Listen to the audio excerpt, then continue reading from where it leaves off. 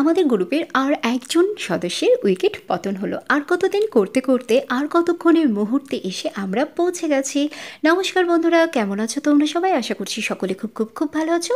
আমিও তোমাদের আশীর্বাদে খুব ভালো আছি। সকলকে স্বাগত অনার জগতে। অপেক্ষার প্রহর যেন কিছুতেই কাটতেই চায় না।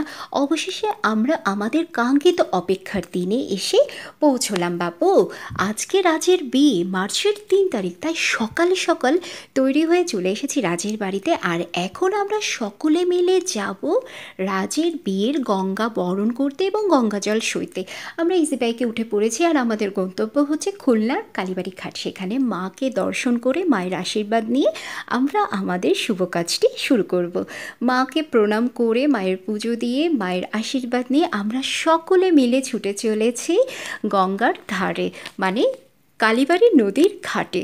আর আমরা এখানে সকলে খুব এক্সাইটেড। আমাদের সেই কাঙ্ক্ষিত দিন রাজের বিয়ে, যাকে সবসময় আমরা খ্যাপাতাম, আর কবে বিয়ে হবে, কবে সেই মুহূর্তটি আসবে, আর আমরা কবে সকলে মিলে অনেক অনেক অনেক মজা করব। তারপর আমরা গল্প করতে করতে সকলে পৌঁছে গেছি নদীর ঘাটে। আর এখন সকলেই নিচে নামছে, তার কারণ হচ্ছে মা গঙ্গার পুজো হবে, মা গঙ্গাকে নেমন্তন্ন করা হবে এবং রাজের গঙ্গা জল সয়ে আমরা সকলে আবার গঙ্গা জল নিয়ে বাড়িতে ফিরবো। তার কারণ হচ্ছে এই গঙ্গা জল নিয়ে যাওয়ার পর রাজের গায়ে হলুদ হবে, আর সেই হলুদ যাবে মেয়ের বাড়িতে।